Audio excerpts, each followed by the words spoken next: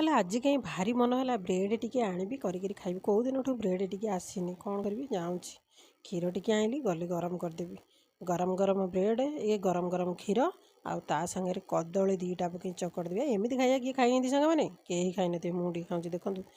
ମାନେ କଦଳୀ ଦୁଇଟା ଘିତି ଆଇଲି ଜୁଡ଼ା କଦଳୀ ଆଦିକି ଦେଇଦେଲି। ସିଏ ତାର ବସିକିରି ଖାଇବ। କାହିଁକିନା ତାର ଟ୍ୟୁସନ୍ ଯିବ, ତାର ନିଦ ଜିନିଷଟା ଖାଇକିରି ଯିବ। ସିଏ ବ୍ରେଡ଼ ଫ୍ରେଡ଼ ଏଗୁଡ଼ା କିଏ ଖାଇବ ମ? ସେଇଠୁ ସିଏ କଲା। ମୁଁ ସେଇଠି ତାକୁ ଚୁଡ଼ା କଦଳୀ ଚକଟିକି ଦେଇଦେଲି। ସିଏ ତାର ଖାଇନେଇ ଟ୍ୟୁସନ୍ ପଳେଇଲା।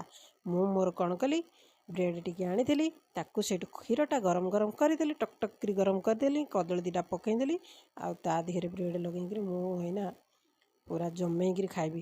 ଆଉ ମୁଁ ଚିନି ସାଙ୍ଗମାନେ ଜମା ଖାଉନି, ଆପଣମାନେ ଜମା ଚିନି ଖାଇବେନି। ତ ମୁଁ ତା ଦେହରେ ଗୁଡ଼ ପାଉଡ଼ର ଟିକେ ପକେଇ ଦେଇଛି। ତ କ'ଣ କରିବି, ସତେ କିଛି ମୁଁ 3 ଦିନ 4 ଦିନ ହେଲା ଖାଇନି। ସେମିତି ବାଗରେ ମୁଁ ବସିକିରି ଖାଇ ଲାଗିଛି। ତ ଦେଖନ୍ତୁ ଖାଇବାଟା କେତେ ସ୍ପିଡ଼ି ମୋର ଚାଲିଛି। ସତ କଥା ମୁଁ ବି ସ୍ପିଡ଼ି ଖାଉଛି। ସେଇଠୁ ତାପରେ 5 ମିନିଟ୍ ଯାଇନି ବାଦାମ ଦୁଇଟା ଭାଜିଦେଲି। କ'ଣ ପାଇଁ ଜାଣିଛନ୍ତି? ଦେଖୁନ ଇଏ ଖରାରେ ବି ବାଦାମ ଖାଇବାକୁ ମୋ ମନ। ବାଦାମ ଦୁଇଟା ଭାଜିଦେଲି। ଏଇଠି ବସି ବାଦାମ ଆଜି ଚୋବିଆ ହେବ, କାହିଁକିନା ବର୍ଷାଟା ଭାରି ଜୋରେ ଉଠେଇଲାଣି।